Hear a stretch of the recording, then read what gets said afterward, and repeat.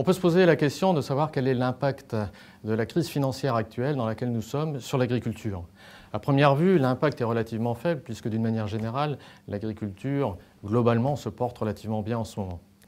On pourrait imaginer que l'impact soit d'ordre économique, en ce sens que la crise financière a un impact sur la consommation mondiale et que cela pèse sur les prix. En fait, au regard de l'augmentation générale de la population et du niveau de vie, notamment dans les pays émergents, cette diminution de la consommation est relativement faible.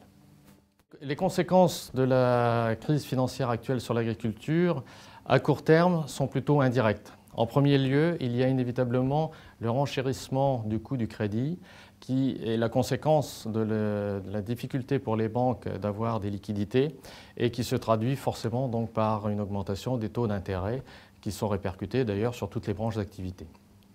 En deuxième lieu,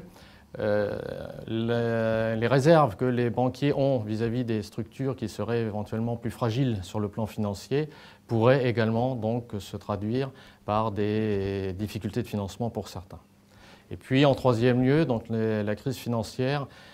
obligera toutes les entreprises, et pas seulement agricoles, mais peut-être même encore plus dans les secteurs autres qu'agricoles, à se renforcer dans les fonds propres pour pouvoir faire face à des conjonctures beaucoup plus difficiles.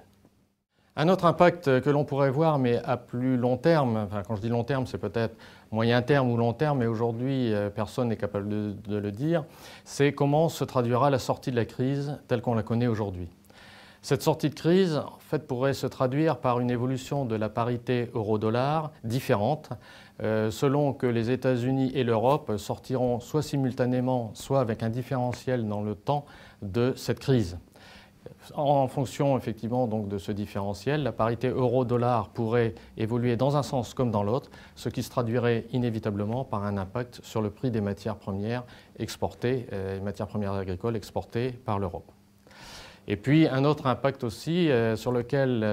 on n'a aucune visibilité actuellement, c'est notamment au moment de la sortie de crise,